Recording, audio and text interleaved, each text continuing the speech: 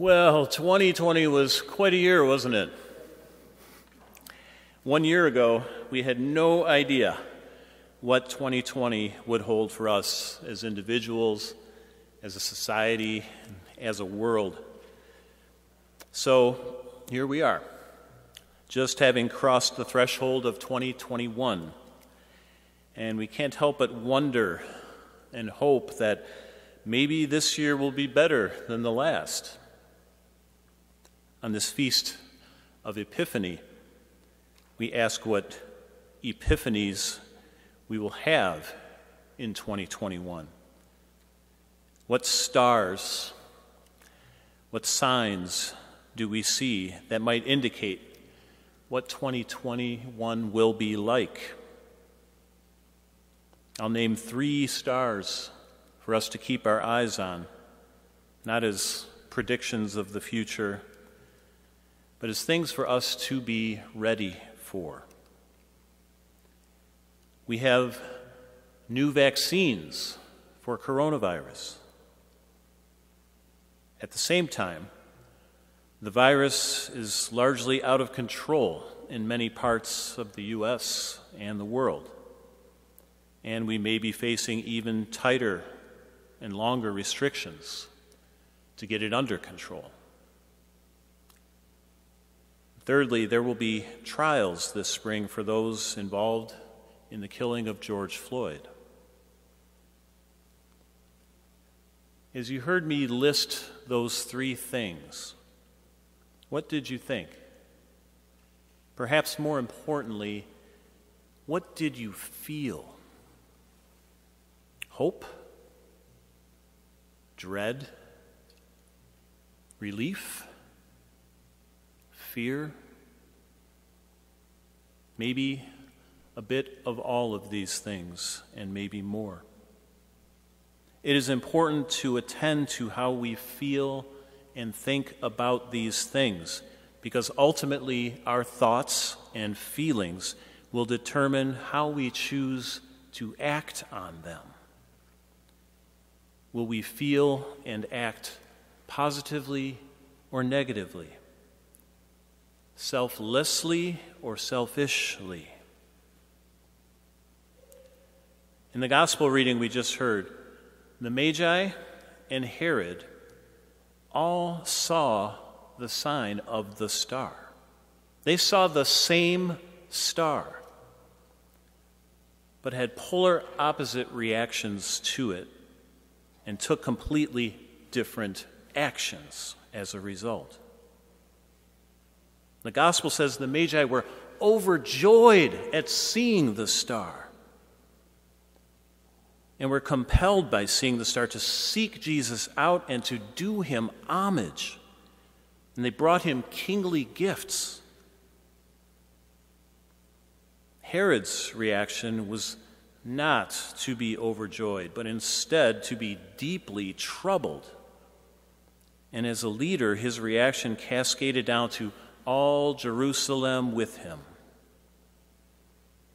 Herod's action was not to seek Jesus to do him homage and to bring him gifts, but instead to seek to slay him, going so far as slaughtering all the innocent little boys 2 years old or younger of his own people to try to ensure he would get him. How horrible, how unconscionable. The Magi, rather than seeing the star as a portent of danger, of the rising of a foreign power that they should fear and try to stamp out, instead they feel joy and they act with generosity. They react and act selflessly, focusing on the hope and the promise of the star and of the one the star guided them to.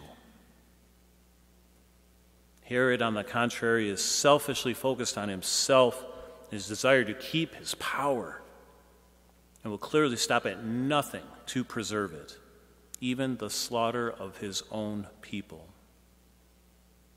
He is deeply troubled and acts out of fear and anger, and many of his own people pay the price for his selfishness.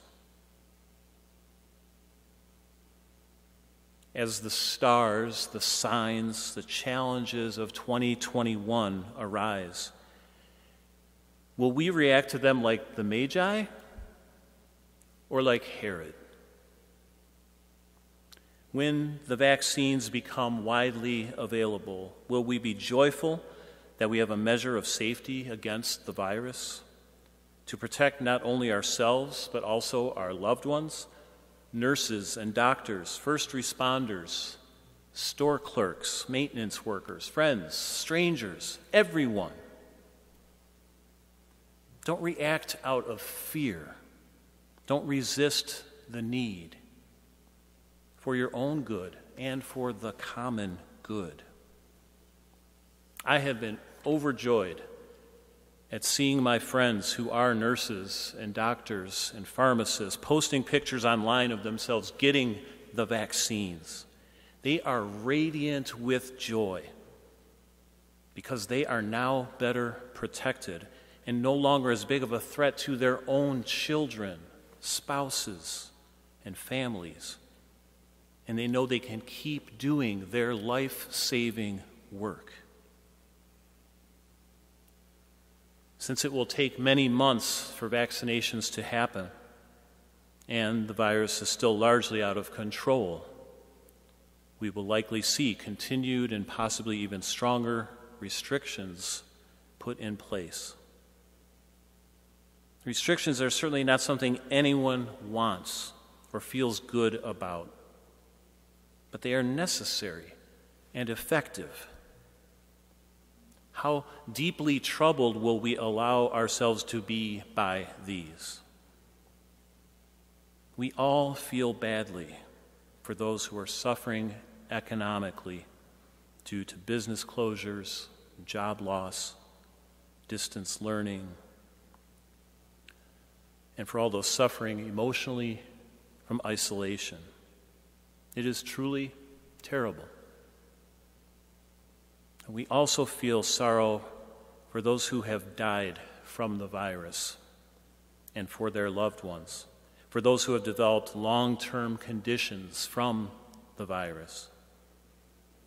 The virus and the restrictions to counter it are nothing anyone has wanted. The virus does not care. And in the terrible choice it leaves us between economy and innocent human life, we must choose life. The virus is the enemy, not the restrictions, not public health officials, not the government, not each other.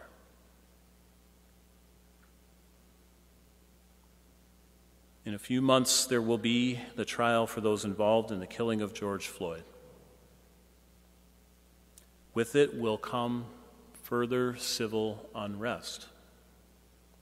But the form and the degree that unrest will take will depend largely on how people will approach the trial and how we will react to the outcome.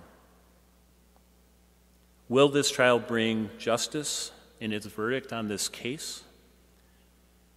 Will it help bring a more just society into being? Will it bring violence? Will it bring further division? A judge and a jury, a very small group of people, will render a verdict. But how the millions of people react to the trial and the verdict will determine the path our society will follow. I pray we will choose to come together to build a more just and equitable society for the common good of all people. As we face these daunting challenges of 2021, let us come to them with the open-mindedness, the curiosity, the intelligence, wisdom, wonder, and joy of the Magi. Let us come with their selfless generosity and come with hearts and minds and actions that their gifts to Jesus represent. Let us come with the spirit of the child who received those gifts. Let us bring the sacrificial selflessness of Christ, represented in myrrh, the burial perfume, as we sacrifice to keep others safe. Let us bring our financial resources, represented in kingly gold, supporting those who are struggling economically, supporting causes that seek to build a more just society. And in all of this, let us bring homage and respect to God, represented in holy frankincense.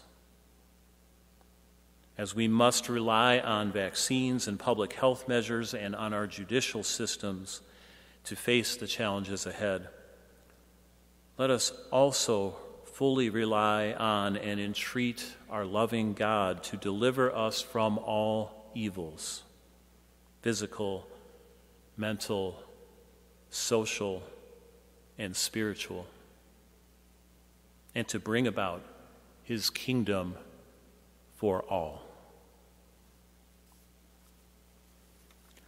A blessed Epiphany and a blessed 2021 to you all.